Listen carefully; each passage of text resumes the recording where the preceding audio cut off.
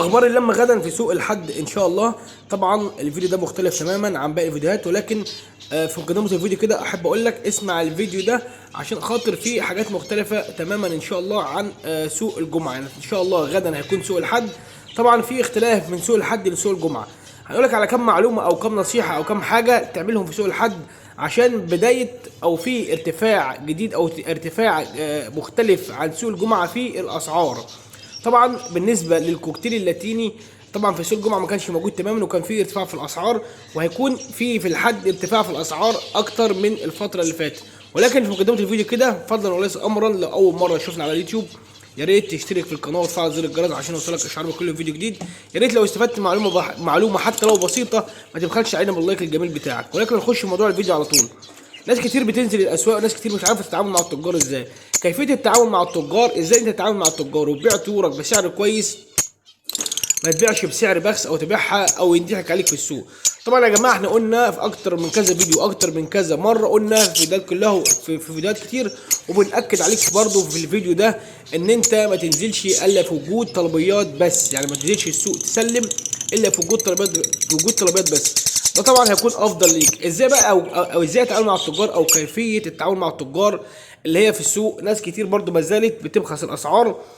دلوقتي انت مثلا لما بتنزل السوق بكميه او بتنزل السوق مش بتتابع التقارير او مش بتتابع حاله السوق، ما بتعرفش الاسعار اللي ماشيه ازاي. حتى لو انت بتتابع التقارير وبتتابع حاله الاسعار، طبعا التجار لها تاثير او لها معامله خاصه مع المربيين والهواه. طبعا كل تاجر في ظل الطلبيه وفي ظل ان هم محتاجين الطيور ديت برضه بيبدا يفاصل. يعني بيشوفوا ان في ناس، حتى في تجار بتنزل على الفيس ان مطلوب الكوكتيل لاتيني على 700 جنيه او 750 جنيه. بالفعل في تجار بتقول لك 600 وتقول لك 650. ده العادي بتاع التجار بتاعنا، هم كده اصلا كده الا من رحم ربي. في تجار كويسه عشان خاطر برضه ما بنظلمش تجار. في تجار يعني مثلا الشيخ بشير كويس بيلم باسعار كويسه. في تجار طبعا الا من رحم ربي، في تجار كويسه وفي تجار نصابين او في تجار بينزلوا بخس الاسعار او مش عاوزين الارتفاع في اسعار الطيور. ولكن ده كده اجباري غصب عن التاجر هيكون في ارتفاع، لان التجار كلها في ظل وجود طلبيه بتبدا تتنافس على انواع الطيور اللي هي مطلوبه منها في التصدير. فبالتالي لو هو ملمش التاجر غيره هيلم. دي نقطه المربي بقى هنا. يعني نقطه المربي او الهاوي اللي بينزل السوق هو الوحيد اللي بيقرر. انت اللي بتقرر ان كنت انت هترفع سعر الطير بتاعك او مش هترفع سعر الطير بتاعك. كمثال، لما تنزل تبيع السوق، لما اتفاجئ في السوق الاقي مثلا شخص بيسلم الكوكتيل على 600 جنيه او على 650 جنيه، وشخص تاني بيسلم على 750، وده سوق واحد في نفس السوق. يعني مثلا يا جماعه سوق واحد يعني احنا كلنا في سوق الجمعه، كلنا كهواء ومربيين في قلب سوق الجمعه، وناس كتير برضو من التجار كلنا في سوق الجمعه. يعني في تاجر بيلم ب 750 وفي تاجر بيلم ب 650. ده كسبان وده كسبان. يعني اللي بيلم ب 750 اكيد هيكسب، واللي بيلم ب 650 اكيد هيكسب اكتر. فهنا بقى هنا الاختلاف، ان تاجر بيبدا يبخس الاسعار عشان خاطر يلم بالاسعار دي، وهنا هاوي او مربي بيسلم دغري او بيزهق وبيمشي، وتاجر تاني بيصبر بيعرف يسلم او بيعرف يبيع الطير بتاعه. هنا بقى كيفيه التعامل مع التجار. ازاي ان انا اتعامل مع التجار وابيع طيوري بسعر كويس؟ اتقل وما استعجلش، اسال كذا تاجر واسال كذا هاوي وكذا مربي انت بتلم بكام وده بيلم بكام. اسال التجار كلها، اسال تاجر واثنين وثلاثه، وتابع حاله السوق وحاله التقارير من على النت. الاسعار اللي هي بتبقى موجوده وهيكون في لم ولا لا. هل الاسعار اللي هي مثلا مطابقه للتقارير على اليوتيوب هي الاسعار اللي التجار بتلم بيها او اقل او ازيد؟ هنا بتبان الرؤيه. ده اللي انا عايز اوصله اللي هو المربيين الفتره اللي جايه، لان هم هيبداوا يعملوا زي محاولات لهبوط اسعار، او ان هم ما يحاولوا ان ما يرفعوش اسعار الطيور. لان الفتره اللي جايه طبعا الطلبيه موجوده، ما زالت الطلبيه مطلوبه والتصدير شغال. وفي واحد سالني قال لي الطلبيه اخرها امتى؟ قلت له احنا ان شاء الله رديت عليه في التعليق، برضه انا رديت عليك في التعليق وبرضه قلت في الفيديو. هنقول ان انت دلوقتي الطلبيه مثلا بادئه معانا من يوم الاحد او يوم الجمعه، ممكن تاخد لها اسبوعين. اخر جمعه هيكون فيها لما هنقول لك النهارده بدايه اخر جمعه في الطلبيات، وهيكون اللم مثلا خفيف او يكون مثلا اللم على نوع معين، وبتقعد اسبوعين في الحجر، او بتقعد اسبوعين في الحجر الصحي على ما بتتصدر او بتخش الدوله. كل ده هتعرفوا معانا وتتابعوا معانا من خلال برضو التقارير بتاعتنا. ولكن اللي احنا عايزين نوصله للمربين ان شاء الله غدا هيكون في لم على جميع انواع الطيور، وخاصه ان الكوكتيل يا جماعه مش موجود نهائي. يعني الكوكتيل كان سعره نزل الفتره اللي فاتت. الجمعه اللي هي كانت الجمعه الماضيه الكوكتيل سعره رفع، وكان قليل 4 جدا. تجواز كان كوكتيل المعروض لاتيني شغالين اقل من المطلوب بنسبه 80%.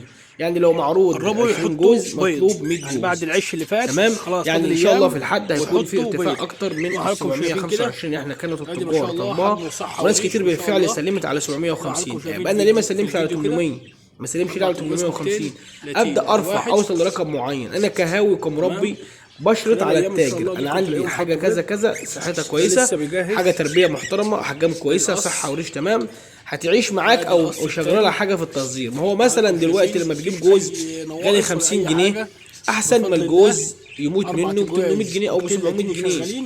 يعني لما يجيبوا غالي احسن من 800 جنيه بحالهم يروحوا او يموت. كل حاجه طبعا هي اولا هي ارزاق، ولكن هو برضه لما بينقي الحاجه تكون صحتها كويسه فده طبعا بتستحمل معاه التصدير. وبرضه رد على على احد انواع اخواتنا في دوله العراق ان هم بيقولوا ان الطيور بتاعتنا في مصر طيورنا مريضه رز ولكن الرد ده يعني دي طريقه او حاجه غلط. ان احنا مثلا الطيور بتاعتنا طبعا صحتها كويسه، ده كمان القص ده بيجهز طبعا عيش كويسه جدا، الله. ولكن من حاله التصدير ومن سوء الجو ومن سوء عدم الاهتمام في التصدير فده اللي بيؤدي الى موت الطيور او مرضها بسبب عدم الاهتمام بيها، وبرضه تغيير المناخ من دوله لدوله، ده اللي بيخلي الطيور تتعب. ولكن حبينا نديكم بس حاجه كده او نقول لكم في الفيديو ده او ملخص الفيديو ده ان شاء الله بكره هيكون في لمبه بترفع كمان في الاسعار. كوكتيل لاتيني مش اقل من 800 جنيه بالنسبه للتسليم، وزغاليله وصلت ل 500 جنيه بالفعل. يعني اصبحت الان الزغاليل ب 500 جنيه ما شاء الله. يعني الشبابات مش اقل من 650 فيما فوق، اي حاجه مش اقل من كده يعني 650. بس والله انا ببيعهم اللاتيني اللي شغال مش اقل من 800 دلوقتي حاليا فيما فوق، والتاجر اللي عاجبه ياخد والتاجر اللي مش عاجبه ما ياخدش. طيور تانية كده اغلى. كده انت كمربي وكهاوي بسم الله. طبعا انت بتحتاج التاجر اللي هو بالصدر ده بيحتاج طبعا الطيور. قدامكم زي ما عليكم ولو هتحسبها انت كمربي وكهاوي كان جايب 4 بيضات 3 مخصبين على 800 جنيه واحده طلعت فاضيه تكلفه سعر الحبوب حاليا ماشي 40 جنيه ده هتلاقي الكوكتيل لاتيني ما فيهوش اي مكسب وطالع معاك بنفس الرقم اللي هو كل بيه من عمر زغاليل لحد عمر 10 شهور كبير شغال. لو هتحسبها الرقم اللي هو عليه هتلاقيه يعني مش جايب تكلفته بالنسبه للاكل. يعني الجوز هياكل كيلو في الشهر في البيات اهي في 12 شهر. شوف هيعملوا قد ايه بالنسبه لان انت تسلمه يا جماعه على 700 جنيه او 550 السعر النهائي. هتلاقي يعني هامش السعر بسيط 550 ولكن نهائي. برضه عشان ما تقولش في 4 مقدمة تجواز الفيديو كوكتيل ده لاتيني هنعمل عفوا ما تقولش في مده الفيديو ده هنعمل فيديو تاني وفي حاجات بتجهز عشوش. الكوكتيل بياكل قد ايه من عمر زغاليل لحد الكبير الشغال، تكلفته بالنسبه للحبوب، ونقدر ازاي ان احنا نحدد سعر الطير بتاعنا من نسب تكاليف الاكل. ان شاء الله هنبدا نعمل لكم الفتره اللي جايه ديت فيديوهات عن حسبة نسب الاكل للطيور. يعني بالنسبه كمثال لجوز كوكتيل لاتيني من عمر خروجه من البيضه لحد عمر 12 شهر هياكل قد ايه، والمفروض ان احنا ده نبيعه بكام بعد تعب وبعد عمر ده كله يعتبر سنه، برضه سنه مش شويه، سنه كتير. فطبعا كل الحاجات اللي احنا بنقدمها دي عشان خاطر نعرفك ان الهوايه هل فيها ربح وهل فيها مكسب ولا لا. عاوزين نحاول بقدر امكاننا ان احنا نحافظ على الهوايه وتفضل الهوايه مستمره، ما يكونش فيه بخس في الاسعار اقل من كده، ونبدا بالفعل ان شاء الله ان احنا نبدا نظبطها مع بعض ونبدا نرفع الاسعار، وان شاء الله نعمل لكم نسب وتجارب كويسه جدا الفتره اللي جايه. ولكن يبقى احنا كده وصلنا لنهايه الفيديو، وفضلا وليس امرا لو انت بتسمع لحد هذه اللحظه الاشتراك بتاعك الجميل واللايك عشان يرفع الفيديو